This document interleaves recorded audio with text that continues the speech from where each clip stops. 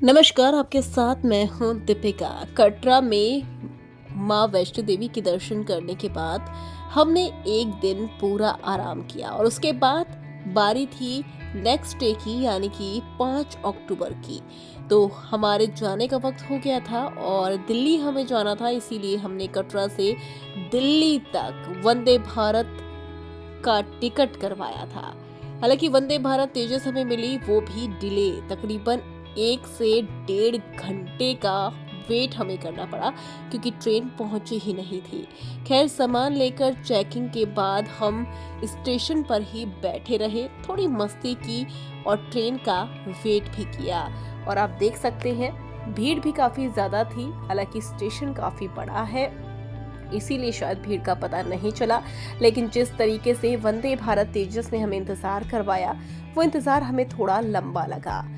4:10 पर वहां से ट्रेन चली थी, जबकि उस ट्रेन को 4:10 पर जम्मू पहुंचना था। सोचिए, इतना डिले उस ट्रेन से हमें हुआ। और उसके बाद हम अपना प्लेटफॉर्म सर्च करने लगे और वहां पर हम सामान लेकर पहुंच गए। खैर, वेटिंग थी तो मौका नहीं था और कुछ कर नहीं सकते थे और ट्रेन का वेट हमें करना ही था।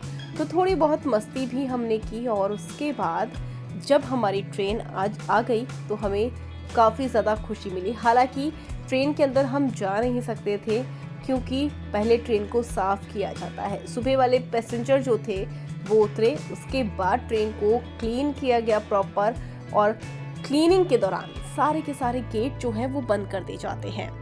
तो ट्रेन के बाहर हम खड़े रहे और क्लीनिंग का वेट करने के लिए, क्योंकि क्लीन होना भी बहुत ज़रूरी है, क्योंकि सुबह से ही लोग ट्रेन में बैठे हुए थे जो काफ़ी लेट हो चुके थे। तो जाहिर सी बात है ट्रेन भी गंदी थी। वंदे भारत तेजस ये आप देख रहे हैं और इसी पर हम ट्रेवल करने वाले थे। खैर, हमारे लिए भी सफ़र बड़ा हो चुका था, लंबा हो चुका था, क्योंकि हमारा अराइवल टाइम था 11 बजे रात के, लेकिन हमें बच गए रात के 2:10 और हम पहुंचे घर 3 बजे। तो थोड़ा डिले थी और कई बार बीच में रुकी थी क्योंकि सिग्नल नहीं मिल रहे थे। तो ऐसे में ट्रेन ने भी काफ़ी ज़्यादा परेशान किया, लेकिन ट्रेन खूबसूरत है, सफ़र भी मज़ेदार था, सीटें काफ़ी कंफर्टेबल रहीं और सीटें काफ़ी अच्छी थी। 15 से 20 मिनट लगे ट्रेन की सफाई में। हालांकि प्रॉपर वो सफाई नहीं हो पाई, लेकिन ठीक थी, आप उसमें सफ़र कर सकते थे। तो सभी लोग ट्रेन के अंदर आए और सामान को ठीक करना शुरू किया, सामान को रखना शुरू किया। और आप देख सकते हैं कुछ जो पैसेंजर थे वो जम्मू से चढ़े, कुछ पठानकोट से चढ़े और हम भी अपने सामान को रखने के बाद बैठ गए। तो इस तरीके से ये सफ़र रहा और ट्रेन काफ़ी कंफर्टेबल है। और जहाँ तक कि टिकट के प्राइस की बात करूँ तो वो भी बहुत ज़्यादा नहीं है, लेकिन अगर उसमें आप फूड लेते हैं तो थोड़े रेट इंक्रीज़ हो जाएंगे। अगर आपका विदाउट फूड है तो वो कम हो सकता है। और आप देख सकते हैं ट्रेन में प्रॉपर लाइट की भी सुविधा है और विंडो भी काफ़ी अच्छी है, जिसे आप बटन के ज़रिए ओपन या क्लोज़ कर सकते हैं। मतलब जो मैट बाहर लगाए गए हैं वो ऊपर और नीचे हो सकते हैं और बैठने में काफ़ी आरामदायक थी। हमारी 3 सीटें बुक थी और एक बेबी हमारा छोटा है जो कि 5 साल के अंदर है, तो हमने उसकी टिकट नहीं करवाई थी, लेकिन इन 3 सीटों में हम 4 लोग बैठ गए थे अच्छे तरीके से, आराम से। और आप देख सकते हैं सीटें खुद अपनी आंखों से।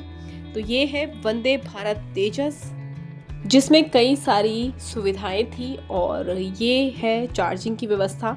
यहाँ पर आप अपने लैपटॉप को या फिर अपने फ़ोन को चार्ज कर सकते हैं। पीने के लिए पानी की बोतल मिलती है और छोटी है, 1/2 लीटर की है। और ये है स्टेशन के बाहर का नज़ारा। हमारी ट्रेन चल पड़ी थी 4:10 पर और हमने भी जय माता दी कहकर अपने सफ़र को शुरू किया दिल्ली के लिए। हालांकि दिल्ली पहुंचने में थोड़ा लेट ज़रूर थी, लेकिन देर आए दुरुस्त आए, एटलीस्ट ट्रेन चली, यही काफ़ी था, क्योंकि काफ़ी वक्त से हम स्टेशन पर वेट कर रहे थे। और नज़ारे आप अपनी आंखों से देख सकते हैं, कहीं बादल थे तो कहीं बड़े बड़े पहाड़ थे और बहुत ही खूबसूरत ये नज़ारे थे। तो ये नज़ारे हैं जम्मू से कटरा के बीच में, जो कि आपको देखने को मिलेंगे। अगर टिकट्स की मैं बात करूं तो हमें 3 टिकट्स पड़ी 3751 की विद टैक्सेस।